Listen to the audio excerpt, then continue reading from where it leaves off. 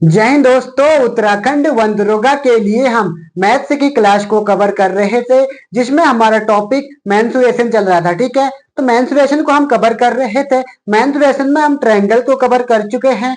कल की क्लास में हमने स्क्वायर और रेक्टेंगल को कवर किया था, और स्क्वायर और रेक्टेंगल के जितने भी फॉर्मूले हैं वो हम सारे कवर कर चुके हैं। ठीक है, आज की क्लास में हम इनके बेस पे जो क्वेश्चन आंसर है उनको सॉल्व करेंगे। ठीक है दोस्तों, आजकल होली चल रही है, तो आप सभी को हैप्पी होली।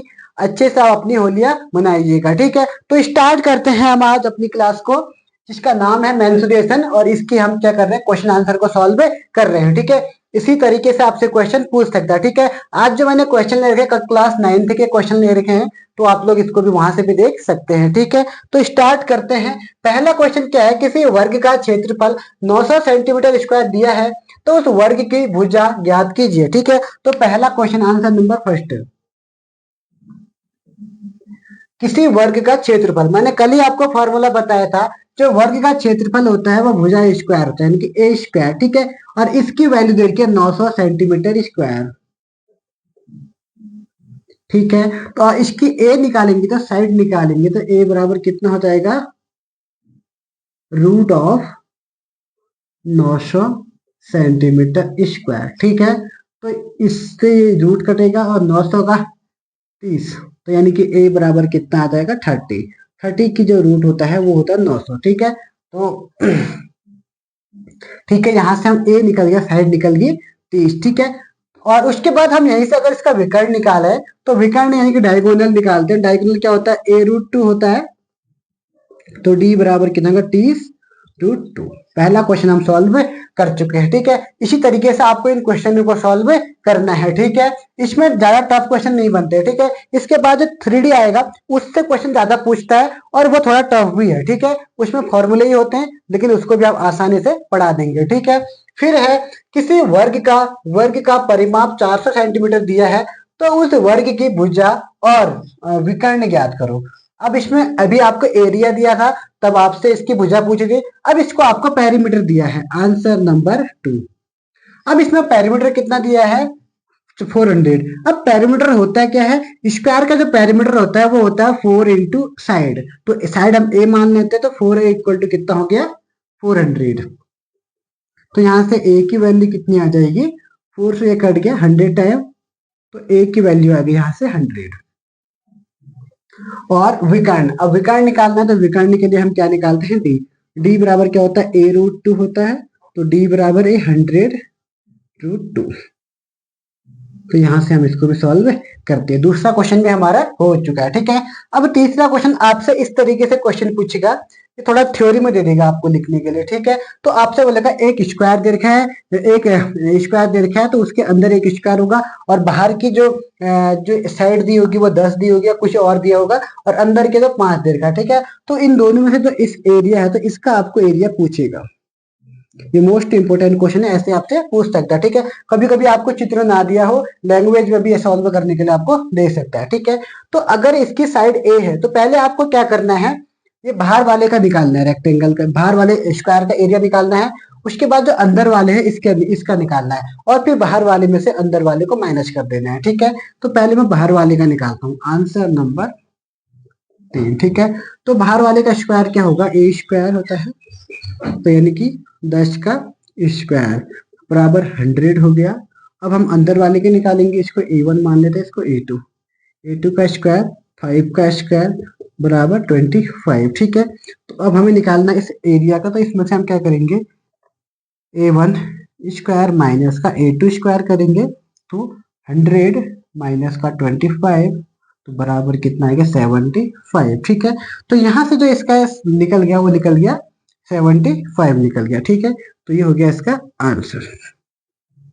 कोई भी चीज पूछेगा तो आप ऐसे ही इसको सॉल्व कर सकते हैं। ठीक है, तो ऐसे ही हम क्वेश्चन नंबर 4 और 5 को भी सॉल्व करेंगे। ठीक है, तो स्क्वायर से इसी तरीके से क्वेश्चन आपसे पूछेगा। ठीक है, तो ये स्क्वायर आपके समझ में अच्छे से आ रहा होगा। ठीक है, अब हम कुछ रेक्टेंगल, एक या दो क्वेश्चन रेक्टेंगल के भी सॉल्व कर लेते हैं। ठीक है, तो वो भी आप अच्छे से इस क्लास को कवर करिएगा। वन दरोगा में इसी तरीके से आपसे क्वेश्चन पूछेगा, इससे ज्यादा टफ नहीं पूछेगा मेरे को जहां तक वो लगता है। ठीक है, क्योंकि पहली बार मैथ से पूछ रहा है, तो मैथ में आपसे स्टार्टिंग का ही जो पूछेगा, जो सिलेबस में दिया है, सिलेबस के हिसाब से ही आपसे क्वेश्चन पूछे जाएंगे, ठीक है।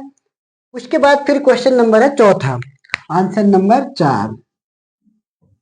इसमें क्या दिया है आपको, एक आयत है, आयत का क्षेत्रफल 225 सेंटीमीटर स्क्वायर दिया है तथा उसकी लेंथ 15 सेंटीमीटर दी है, तो उसकी चौड़ाई और डायगोनल ज्ञात करो।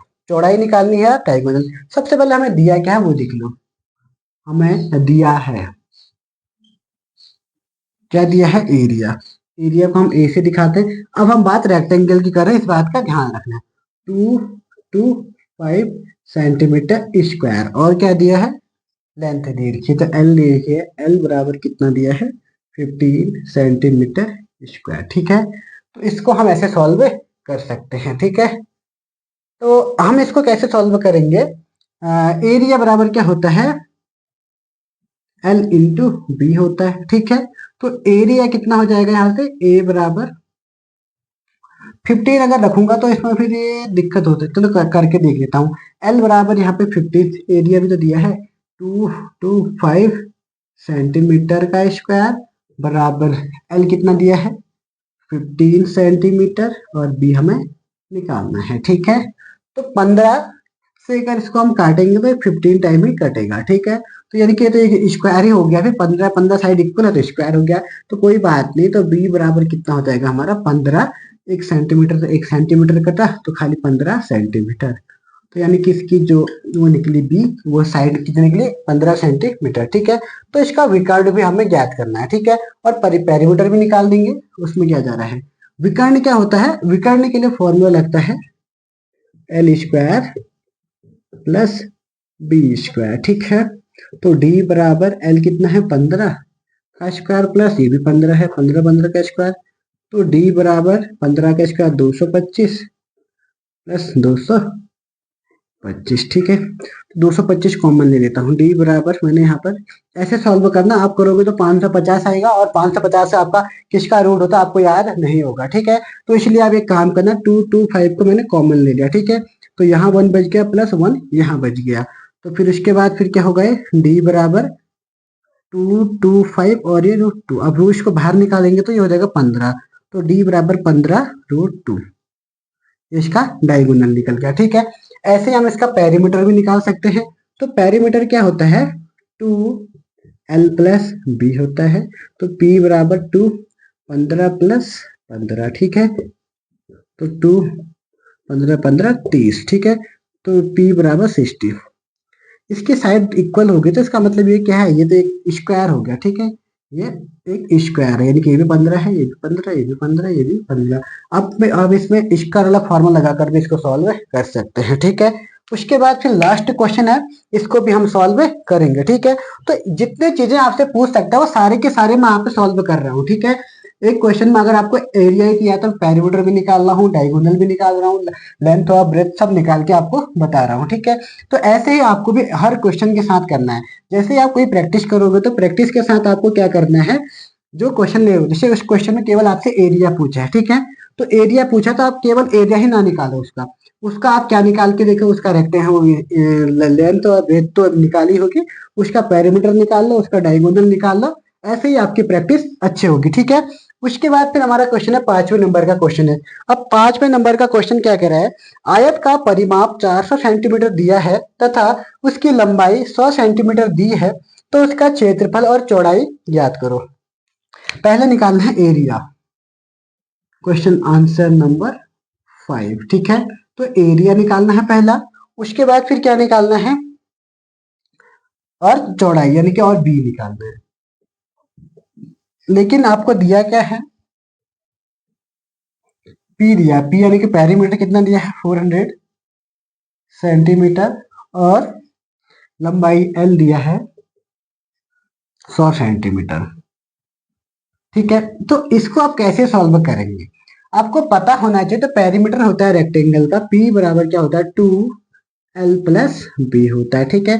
तो p बराबर 2l कितना दिया है, p भी तो दिया है, p दिया है आपको 400, ठीक है। l कितना दिया है, 100 प्लस b, ठीक है।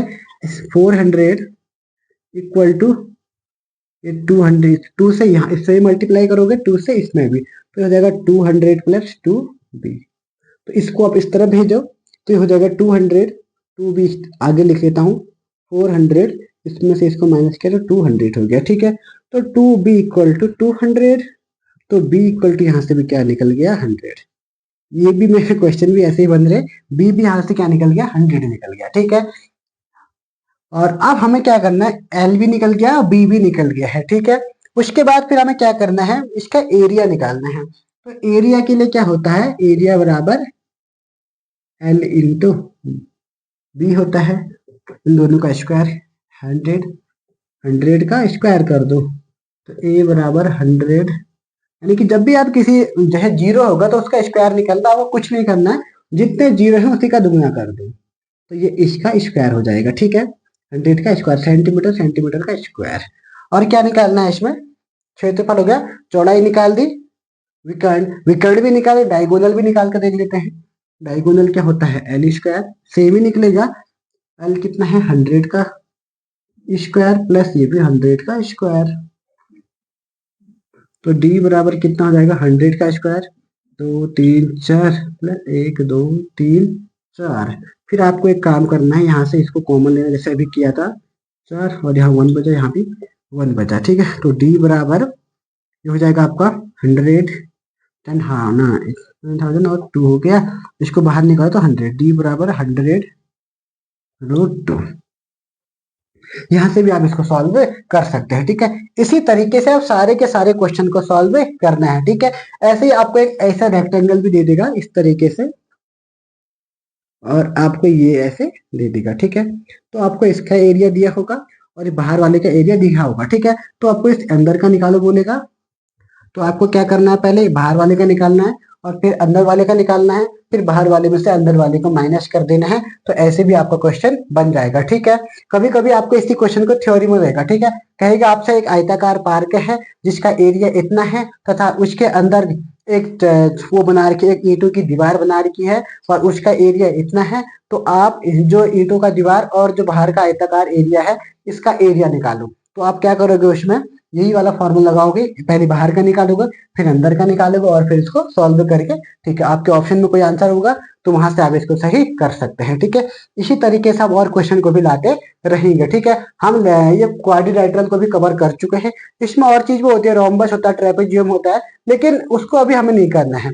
उसको अगर हमारे पास बाद में टाइम बचेगा तो मैं उसको भी कवर करवा दूंगा, लेकिन अभी हमारे पास उतना टाइम नहीं है कि हम उसको भी कवर करें, ठीक है। वैसे भी मैथ से 10 से 15 नंबर की ही शायद पूछेगा आपसे। तो हम आज इतना ही देखते हैं, फिर मिलेंगे नेक्स्ट क्लास में, तब तक के लिए जय हिंद जय उत्तराखंड।